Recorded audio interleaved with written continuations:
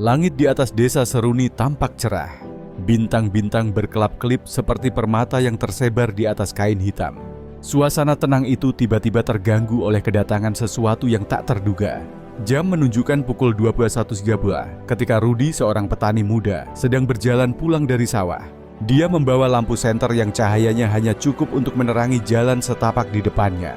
Dia melihat cahaya terang yang bergerak cepat di langit.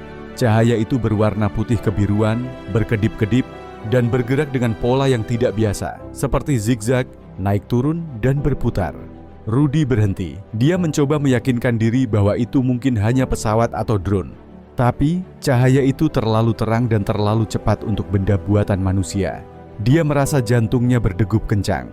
Tanpa sadar, dia mengikuti cahaya itu, berjalan menuju bukit kecil di ujung desa. Sesampainya di atas bukit, Rudy melihat sesuatu yang membuatnya terpaku. Cahaya itu ternyata berasal dari sebuah benda besar berbentuk piringan, melayang sekitar 10 meter di atas tanah. Benda itu tidak mengeluarkan suara sama sekali, hanya cahaya yang berdenyut-denyut dari bagian bawahnya.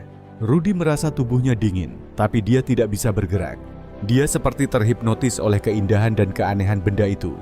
Cahaya dari benda itu semakin terang, dan Rudy melihat beberapa sosok kecil keluar dari bawahnya. Mereka berwarna keabu-abuan, dengan kepala besar dan mata hitam yang menyala.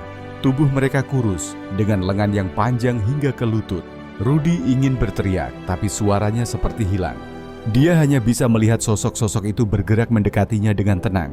Salah satu sosok itu mengangkat tangannya, dan Rudy merasa tubuhnya ringan, seperti melayang. Dia tidak bisa melawan. Dia dibawa masuk ke dalam benda itu melalui sebuah pintu cahaya. Di dalam, dia melihat ruangan yang dipenuhi dengan panel-panel berkilauan, dengan simbol-simbol aneh yang tidak pernah dia lihat sebelumnya. Suhu di dalamnya dingin, tapi nyaman. Tapi Rudy merasa seperti mereka berkomunikasi dengannya melalui pikirannya. Dia melihat gambaran-gambaran tentang planet lain, tentang peradaban yang jauh lebih maju, dan tentang misi mereka mengunjungi bumi. Mereka menjelaskan bahwa mereka hanya ingin mempelajari manusia, bukan untuk mencelakainya. Rudy dibawa keluar lagi. Cahaya dari benda itu semakin terang dan tiba-tiba, benda itu melesat ke langit dengan kecepatan yang luar biasa, menghilang dalam sekejap. Rudy terjatuh ke tanah, masih terpana.